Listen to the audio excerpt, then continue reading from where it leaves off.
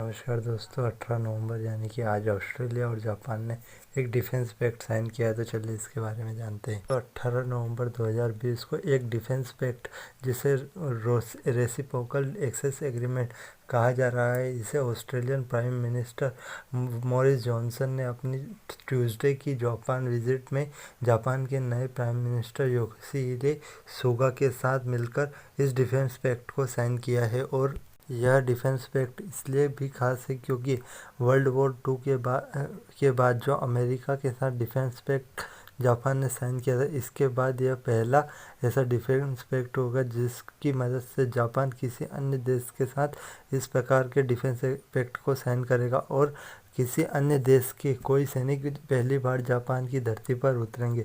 इस पैक्ट की वजह से दोनों देशों के सोल्जर एक दूसरे के देशों में जाकर मिलिट्री ट्रेनिंग कर सकेंगे और अन्य दूसरी कई प्रकार की सर्विस का भी उपयोग कर सकेंगे। लेकिन अभी तक इस एग्रीमेंट को जापान की पार्लियामेंट ने अप्रूव नहीं किया है। और आपको बता दूं कि यह डिफेंस पैक्ट की बात 2014 से चल रही है, लेकिन जापान में एक कैपिटल पनिशमेंट का रूल है जिसकी वजह से ऑस्ट्रेलिया इससे साइन नहीं करना चाहता था। यदि ऑस्ट्रेलियन सोल्जर इस किसी भी प्रकार के केस में कन्विक्टेड पाए जाते हैं तो उन्हें कैपिटल पनिशमेंट हो सकती थी। जापान ने और ऑस्ट्रेलिया दोनों ने एग्री किया है कि इस प्रकार के केस को सुलझाने के लिए एक मैकेनिज्म बनाया जाएगा जो कि इस प्रकार के इश्यू को केस बाय केस बेस पर रिजोल्व करेगा। अब जानते हैं ऑस्ट्रेलिया और जापान ने इस प्रकार के डिफेंस पैक्ट को साइन क्यों किया। आखिर दोनों देशों को क्या ज़रूरत पड़ी कि उन्हें इस प्रकार के डिफेंस पैक्ट को साइन करना पड़ा। तो इसका कारण है चाइना और ऑस्ट्रेलिया जापान तीनों के बहुत ज़्यादा डिस्प्यूट है। इसमें सबसे बड़ा डिस्प्यूट चाइना और जापान में सेनकाकू आइलैंड को लेकर है। इन सेनकाकू आइलैंड पर प्रेजेंट में कंट्रोल तो जापान का है, लेकिन चाइना इन पर अपना क्लेम करता है।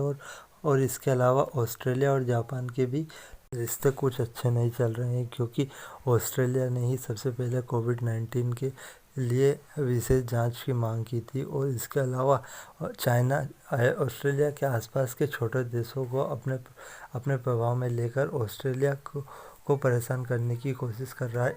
इसलिए दोनों देशों ने मिलकर इस डिफेंस पैक्ट को साइन किया है। और इस डिफेंस पैक्ट के साइन करने के कुछ ही समय बाद चाइनीज़ माउथपीस ग्लोबल टाइम्स ने कहा है कि यूएसए एशिया को डिवाइड करने के लिए एक नया लेवल प्रोवाइड कर रहा है। और ऑस्ट्रेलिया और जापान ने जो यह पैक्ट साइन किया है वह किसी तीसरे देश यानी कि चाइना को काउंटर करने के लिए बनाया गया है। और हम दोनों देश यानी कि जापान और ऑस्ट्रेलिया को बताना चाहते हैं कि चाइना के खिलाफ ऐसे किसी भी मिलिट्री अलायंस के लिए थोड़ा संयम बरतें। आप इस वीडियो के बारे में क्या सोचते हैं, हमें ज़रूर बताइए। वीडियो देखने के लिए धन्यवाद।